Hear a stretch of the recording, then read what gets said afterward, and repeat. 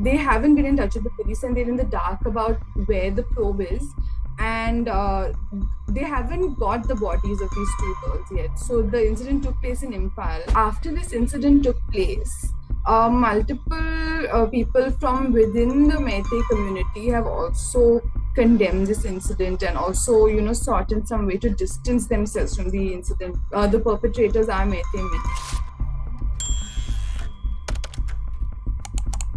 Sukrita, can you briefly talk about the incident and also tell us about what has happened after the video surfaced online? So the incident in question itself took place almost 3 months ago. So this took place on May 4th, which is a day after the violence first broke out in Manipur. So if you remember, the ongoing violence in Manipur began on May 3rd. This is an incident which took place on May 4th in this Meitei-dominated district called Thoba. So these are in the video itself that surfaced and was widely circulated. Two women can be seen being, in the midst of a group of men who are, forcibly groping these women. The women have been stripped naked and they're visibly in distress, and they're being dragged by these men towards a field. So this is the video itself that emerged. There was not much context as to what it was. And then it came to light that these were women who are residents of a village in Kangpokpi district, which is a Kuki-dominated district. And these women are from the Kuki-Zomi community in Manipur. And though two women can be seen in the video, it came to light that there were actually three women who had been stripped and assaulted in this manner. And they were, one was in her 20s, one in her 40s, one in her 50s. So from what emerged later by studying the police complaint and speaking to multiple stakeholders, there was an attack on that village, in their village on May 4th, and a group of people had fled the village, fearing their safety. So in the police complaint, it is mentioned that a little later, police from Thobal district, from this police station called Nongpok Sekmai, came to rescue them and were taking them away towards the police station when they were stopped by the mob, and the mob forcibly seized them from police custody, following which this assault followed. So this is what has been recorded in the police complaint. So of course, we spoke to one of the survivors later, and what she told us is that it wasn't so much as the mob forcibly taking the group from the police, then the police kind of just handing them over, just leaving them there on the road. So this is the incident itself. And though the incident took place on May 4th, this video only emerged last week. It's been exactly a week from now. It emerged on July 19th, and it began being widely circulated. And though the violence has been taking place for so long, this incident set off unprecedented shockwaves across the country. It was widely circulated on social media.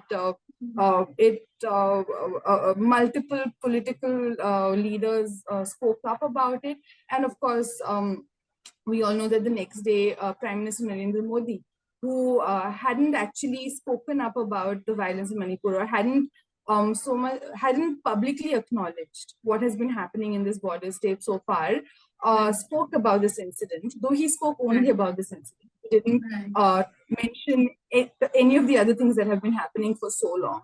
So, now and this video also released one day before the current session of Parliament.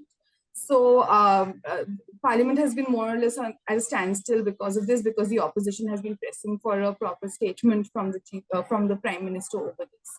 So this is where it stands today, 1 week after the video surfaced. Right. After the video surfaced, we also saw visuals of the culprit's house that was set on fire.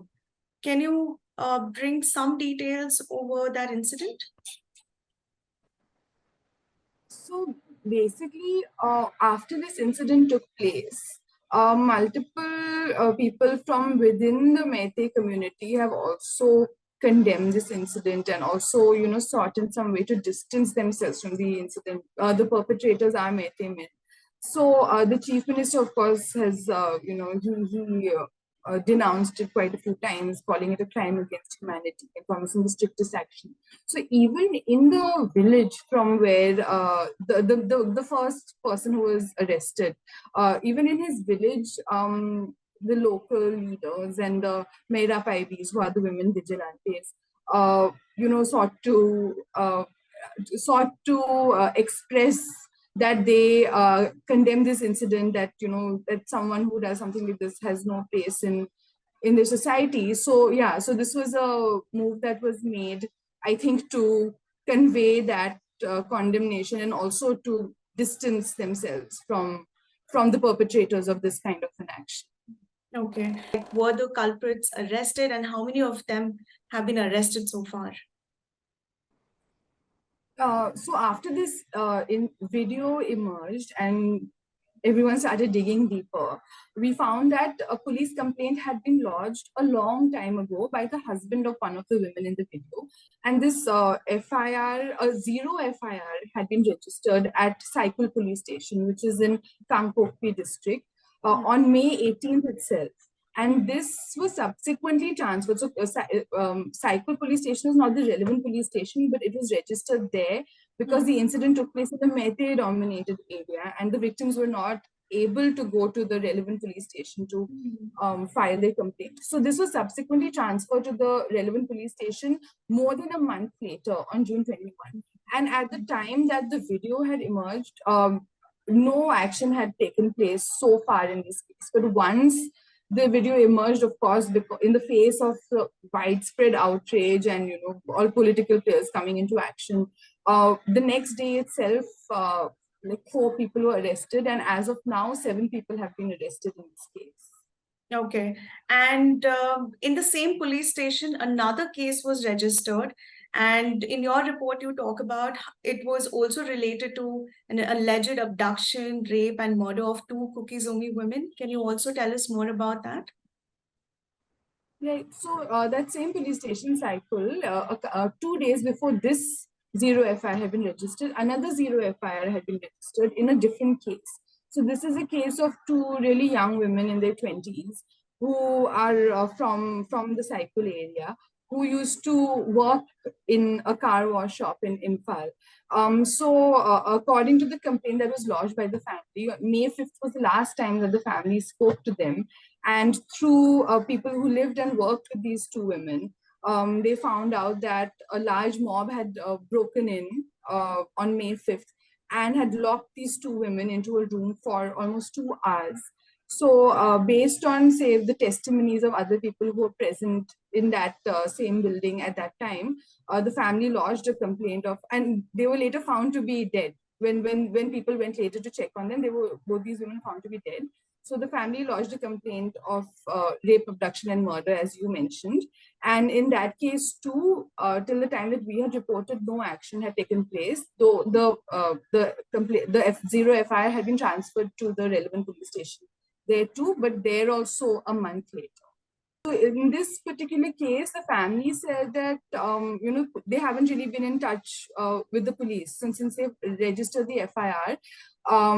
They haven't been in touch with the police, and they're in the dark about where the probe is, and they haven't got the bodies of these 2 girls yet. So the incident took place in Imphal, and the bodies are in a hospital mortuary in Imphal. So in Manipur, there are most of the bodies have not yet been claimed by families because they're in areas dominated by the other community and they're not able to go and identify and claim the bodies.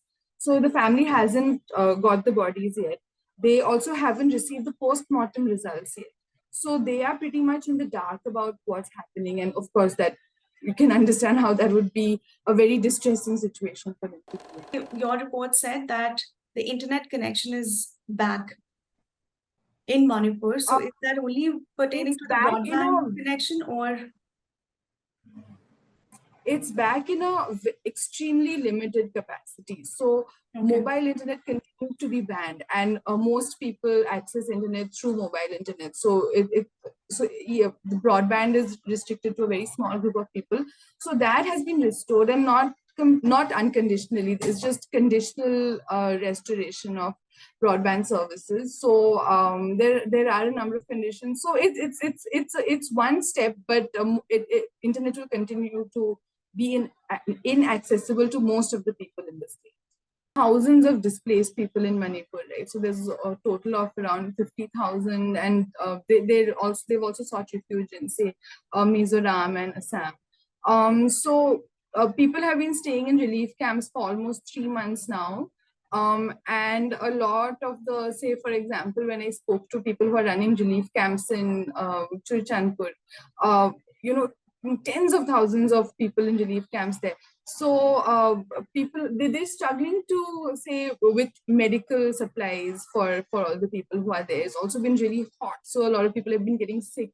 So providing, attending to their medical needs and all of that has been a big issue. And also the children, I mean, are largely, they're there, they've not been having school. So dealing with all these things is, while the conflict continues, all these people continue to be in relief camps. So there are, of course, a lot of logistical challenges in running this.